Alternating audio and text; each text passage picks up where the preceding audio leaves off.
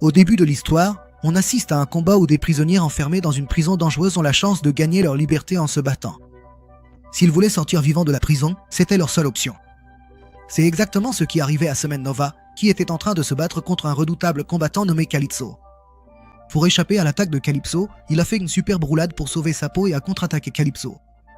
En voyant cela, la foule s'est de nouveau enflammée, car maintenant Nova enchaînait les coups puissants sur Calypso, un après l'autre. Finalement, après avoir mis Calypso à terre, Nova a ramassé sa hache et s'est préparé à lui ôter la vie. En réalité, la récompense pour avoir gagné ce combat serait sa liberté. Mais alors que Nova pensait avoir gagné, un autre adversaire est entré dans l'arène et l'a attaqué avec son épée. Son nom était QTP, et elle a brutalement enfoncé son épée dans le ventre de Nova, lui arrachant les entrailles, puis elle s'est mise à rire aux éclats. Finalement, elle a décapité Nova, mettant ainsi un terme définitif à son histoire. Après cela, nous voyons un prisonnier nommé Luc Bandé, qui avait été condamné à 200 ans de prison et qui en avait déjà purgé 10. Des officiers l'ont alors convoqué dans leur bureau et lui ont demandé s'il pensait avoir payé pour son crime. Mais Luc n'est pas tombé dans leur piège et a répondu qu'il n'était pas digne de vivre en société. De cette façon, il a été retiré de la liste des prisonniers participant au combat et renvoyé dans sa cellule. Ensuite, un autre prisonnier nommé Arturo Pérez s'est présenté devant les officiers, il avait été condamné à la prison à vie. Mais jusqu'à présent, il n'avait passé que 15 ans en prison. Il était en prison pour avoir tué 57 personnes. Mais malgré cela, il a affirmé que, selon lui, il avait déjà purgé sa peine. Alors, les officiers lui ont offert une chance de retrouver la liberté, après quoi Arturo a accepté de se battre dans l'arène. Cette nuit-là, Luc regardait la photo d'Ariana avec sa fiancée et il s'est souvenu de l'offre faite par les officiers, car s'il ne voulait pas perdre Ariana, c'était la seule solution. Bref, ensuite on voit que la semaine suivante, en plus d'Arturo, 9 autres prisonniers allaient participer à l'Arena Wars pour gagner leur liberté. Dès que le programme a commencé, 2 hommes nommés Samson et Moses ont présenté les gladiateurs du jour au public. Aujourd'hui, le prisonnier qui réussira à vaincre ces gladiateurs sera le seul à pouvoir sortir d'ici vivant. Les gladiateurs étaient les combattants les plus redoutables du pays, qui tuaient leurs ennemis en utilisant des costumes spéciaux et des armes particulières. Calypso et QTP faisaient aussi partie de ces gladiateurs et ils étaient présents dans l'arène depuis le début de la saison. Quand Arturo a appris qu'il allait affronter ces criminels redoutables, il a été très effrayé car il savait qu'ils étaient encore plus puissants que ses compagnons de cellule. Avant d'entrer sur le ring, un garçon nommé Steve était très nerveux, alors Arturo a essayé de le calmer. Arturo lui a dit qu'il savait que Steve avait été envoyé en prison à cause d'une fausse accusation. C'est pourquoi, s'il voulait sortir d'ici vivant, il devait rester calme. Arturo a dit à Steve de se concentrer sur le combat au lieu d'avoir peur. Mais avant que Steve n'entre dans l'arène, d'énormes flammes ont soudainement jailli du plafond et Steve est mort sur le coup. Au même moment, les portes se sont ouvertes et Nero est entré dans l'arène. À ce moment-là, Arturo a dit à tout le monde de rester ensemble, car il savait qu'ils devraient travailler en équipe pour s'en sortir. Avant d'entrer dans l'arène, chaque joueur a reçu une injection et une bombe a été fixée sur leur tête. S'ils enfreignaient une règle ou tentaient de s'échapper, on appuierait immédiatement sur le bouton de la bombe pour les envoyer à te battre. Dès que quelques prisonniers peureux ont essayé de s'enfuir, ils ont été tués sur le champ par l'explosion de la bombe. Bref, les prisonniers restants se sont alors regroupés avec leurs compagnons et ont attaqué Nero. Mais Nero a riposté contre eux avec sa lame. Quand Arturo a vu ses compagnons blessés, il s'est allié à Goldie pour attaquer Nero mortellement et l'a tué. Dès que Nero est mort, Arturo a immédiatement volé son couteau et est parti tuer les autres gladiateurs. Mais dès que Goldie s'est penché pour ramasser le couteau, il s'est rendu compte que Nero n'était pas mort, il était encore en vie. Finalement, Nero lui a ôté la vie. De son côté, quand Arturo a entendu les cris des spectateurs, il a compris que Nero était toujours vivant. Il s'est alors immédiatement caché pour pouvoir attaquer Nero par surprise. Mais alors qu'il allait tuer Nero, soudain un combattant nommé Counter-Strike est arrivé et l'a défié pour un combat. Une bagarre féroce a éclaté entre eux, mais à la fin, Counter-Strike l'a projeté contre le mur, où Mitwagon l'a attrapé cernement. De leur côté, les gladiateurs tuaient un à un tous les prisonniers. Quand les spectateurs ont découvert le passé criminel de ces prisonniers, ils ont complètement perdu espoir de les voir gagner.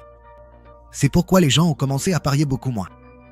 Alors, les propriétaires de ce show ont décidé de tenter quelque chose de nouveau. Ils ont pensé qu'ils allaient faire venir un prisonnier qui aurait l'allure d'un héros dans le combat, afin que les spectateurs retrouvent de l'intérêt pour le show. Finalement, après avoir examiné le casier judiciaire de Luc, ils l'ont choisi pour ce rôle. Ensuite, Luc a été amené devant Badana, le PDG de la société qui organise ce show. Badana a ordonné à son agent de sécurité de tester la force de Luc. Dès qu'ils ont attaqué Luc, il a facilement mis au tapis 2 agents de sécurité costauds grâce à sa force et à ses compétences. En voyant ses compétences en combat, Badana a tout de suite compris qu'il était un excellent candidat pour ce show. En réalité, Luc était autrefois un officier de la marine, mais son supérieur l'avait faussement accusé et il avait été écopé d'une peine de 200 ans de prison. Autrement dit, il n'allait jamais sortir vivant de là. Même s'il avait été piégé dans une fausse affaire, Luke a tout de même refusé catégoriquement de participer à l'arène de la guerre.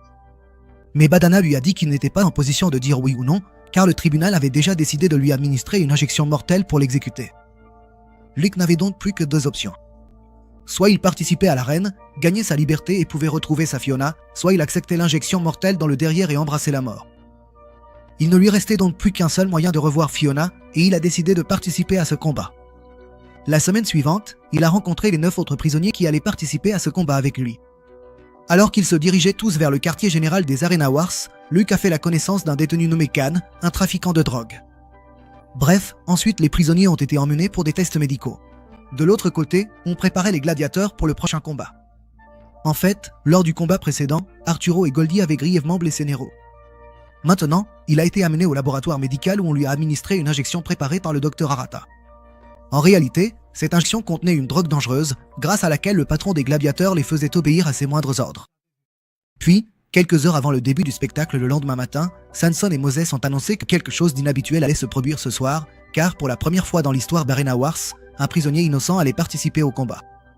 Quand Khan et les autres prisonniers ont appris que Luke était un ancien officier de marine et qu'il avait été piégé dans une fausse affaire, ils ont demandé à Luke pourquoi il n'avait pas dit la vérité au tribunal.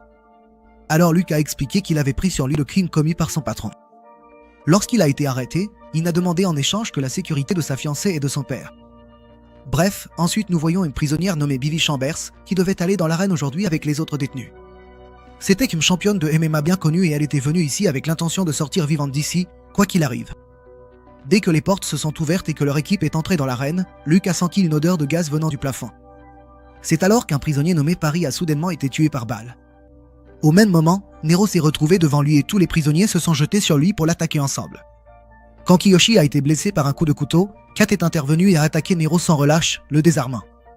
Ensuite, tous les prisonniers l'ont encerclé et ont commencé à le frapper un par un. Mais pendant ce combat, Nero a frappé Gideon à la tête avec un couteau et tout le monde a soudain reculé de peur.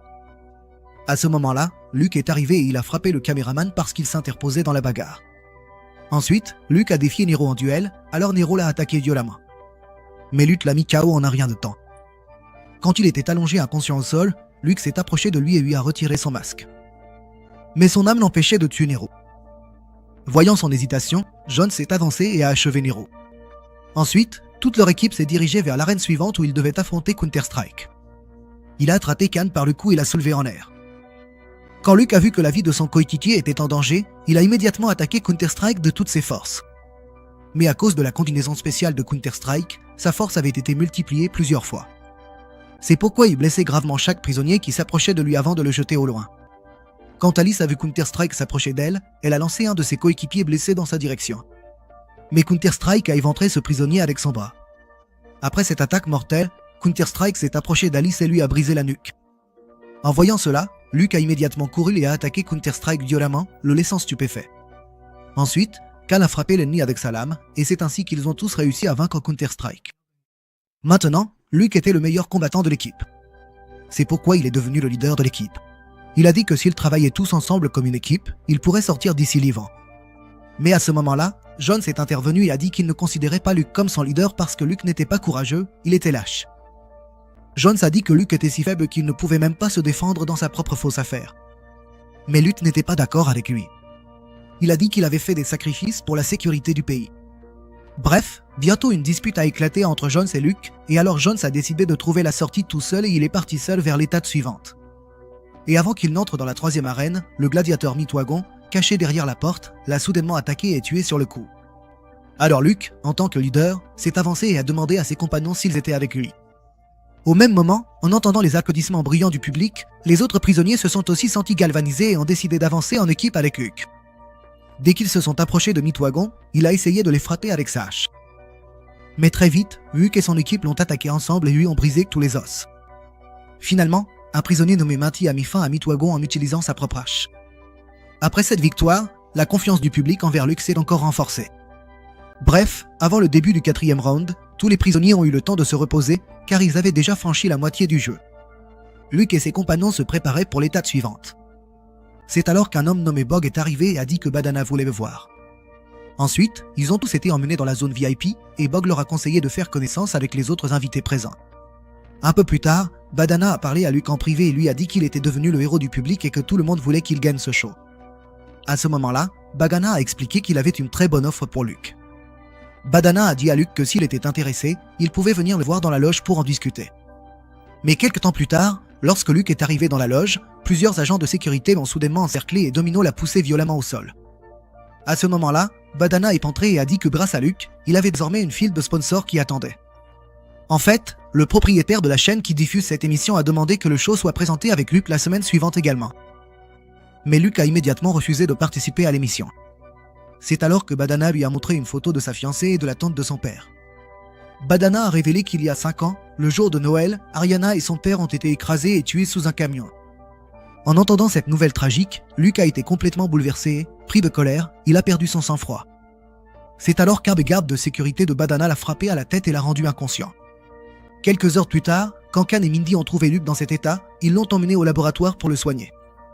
Bog est rapidement arrivé et a demandé comment tout cela s'était passé. Au début, Luke n'a rien dit sous le choc, mais quand tout le monde a insisté, il a parlé de la guerre d'arène prévue la semaine suivante et a aussi révélé que sa fiancée et son père étaient morts. En entendant cela, Billy et les autres compagnons ont encouragé Luke, et finalement, Luke s'est levé pour prendre sa revanche. Il n'avait passé toutes ces années en prison que grâce à la promesse de protéger sa fiancée et le père de celle-ci. Mais quand ils sont morts il y a 5 ans, personne n'a même jugé bon de l'en informer. Désormais, il est que déterminé à se venger. Cette nuit-là, Badana est allé voir Samson et lui a ordonné de continuer le spectacle quoi qu'il arrive. En entendant cela, Samson comprit que quelque chose d'inhabituel allait bientôt se produire. Pendant ce temps, dans le laboratoire, Domino injectait les gladiateurs quand son patron lui ordonna de s'injecter elle-même dans le cou. Mais au lieu d'obéir, Domino fit seulement semblant de s'injecter. Maintenant, elle commençait peu à peu à réfléchir par elle-même et tout devenait clair pour elle. Bref, plus tard, lorsque le spectacle a commencé et que Luke est monté sur scène avec ses compagnons, leur arrivée a électrisé le public. Tout le monde était très impatient d'assister à la grande finale d'aujourd'hui. Depuis longtemps, aucun prisonnier n'était sorti vivant de cette arène. Mais aujourd'hui, les spectateurs espéraient que Luke et son équipe remporteraient la guerre de l'arène et en sortiraient vivants. En entendant la clameur du public, la chatte a dit que cela lui rappelait ses jours de combat en MMA et qu'aujourd'hui encore, elle avait décidé de se battre avec la même énergie. À ce moment-là, une fille nommée Holly est venue interviewer Luke et lui a posé des questions sur le combat à venir. Luke a d'abord remercié les producteurs de l'émission pour cette opportunité et a déclaré qu'aujourd'hui, il était venu avec l'intention de se battre pour le public. Puis, dès que Holly est sorti de l'arène, un gladiateur nommé Master Blaster a soudainement attaqué les prisonniers avec sa terrible hache. À ce moment-là, Luke a dit à tout le monde de se disperser. Son plan était de distraire Master Blaster pour pouvoir l'attaquer par derrière. Dès que Master Blaster a essayé de frapper un prisonnier avec sa hache, les autres membres de l'équipe l'ont encerclé par derrière. Ce gladiateur a tué l'un de leurs compagnons, alors Billy, furieux, a tenté de lui arracher son arme. Au même moment, Billy a asséné une pluie de coups de poing sur cet ennemi et Cal a saisi sa hache pour le couper en deux d'un seul coup. De son côté, Cal a été grièvement blessé lors de ce combat, alors Matty est resté à ses côtés, lui servant de bouclier dans ses derniers instants. Quand Luke a vu que Matty était profondément bouleversé par la perte de Cal, il lui a conseillé de continuer d'avancer. Parce qu'ils étaient désormais tout près de la victoire. Peu de temps après, les portes se sont de nouveau ouvertes et un monstre ressemblant à un clown est apparu devant eux. Il tenait une batte de baseball couverte d'épines à la main et il était aussi extrêmement puissant. En très peu de temps, il a éliminé plusieurs prisonniers, puis il s'est retrouvé face à face avec Luke. Luke, en démontrant son incroyable talent pour le combat, l'a mis KO d'un seul coup. Dès que le chat a vu son ennemi tomber au sol, il s'est relevé et a violemment battu le gladiateur, puis il lui a brisé les os avec sa propre batte de baseball. De leur côté, en voyant le courage et l'unité de Luke et de son équipe, les spectateurs n'ont pas pu s'empêcher d'applaudir. De son côté, le chat était tellement en colère à cause de ses blessures lors du combat qu'il continuait à frapper le gladiateur sans relâche. Quand Luke a vu qu'il était déjà mort depuis un moment, il attend bien que Mal calme le chat. Ensuite, il a fait signe à Khan pour qu'il achève ce gladiateur et qu'ils puissent continuer leur chemin. Il y a plusieurs années, Bog avait lui aussi participé à l'Arena Wars et il en était ressorti vivant. À ce moment-là, il avait gagné sa liberté et plus tard, il avait été embauché pour travailler dans ce même show. Il était lui-même passé par les scènes terrifiantes de ce ring. C'est pourquoi il savait à quel point il était difficile d'en sortir vivant. Il priait de tout cœur pour la victoire de Luke et de son équipe. Quand ils ont affronté Calypso dans l'arène, Cal a essayé de l'attaquer de billets, mais Calypso l'a jeté au sol et l'a assommé. Il n'a même pas laissé le chat s'approcher de lui, au contraire, il l'a aussi mis hors jeu avant même qu'il n'ait pu faire quoi que ce soit. Au même moment, Matty a sauté sur le dos de Calypso pour venger la mort de Cal, mais il n'a pas pu le retenir bien longtemps. Très vite, Calypso a frappé Matty à la nuque et s'est libéré. Il était sur le point de lui trancher la tête avec sa hache quand, à la dernière seconde, Luke a attrapé son bras. Mais Calypso n'était pas non plus un amateur. Depuis la saison dernière, il n'avait perdu aucun combat. Khan avait bien essayé de le battre, mais lui aussi avait échoué. C'est alors que le chat l'a frappé violemment par derrière et l'a fait tomber au sol. Ensuite, tous les autres se sont mis ensemble à tabasser Calypso sans pitié. Mais bientôt, une gladiatrice nommée QTP est intervenue. Elle a soudainement blessé Luke en le frappant avec son épée. En voyant cela, Khan est venu l'aider, et alors le chat est devenu la prochaine cible de QTP. Elle a attaqué délibérément les blessures du chat, l'a éliminé, puis s'est dirigée vers Matty. Quand Khan s'est rendu compte que Luke avait de profondes blessures dans le dos, il lui a donné des médicaments pour soulager la douleur. Quelques instants après avoir pris le médicament, Luke s'est relevé et a attrapé Calypso par derrière pour que le chat puisse lui voler sa hache. Bientôt, ils ont attaqué Calypso à plusieurs reprises et l'ont grièvement blessé.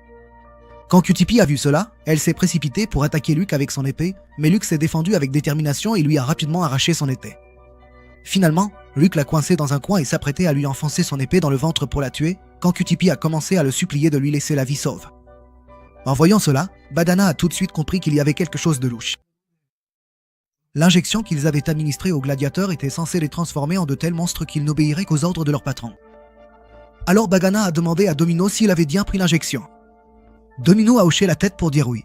Mais quand un agent de sécurité a proposé de prélever un échantillon de son sang, elle a commencé à hésiter et sa couverture a été révélée.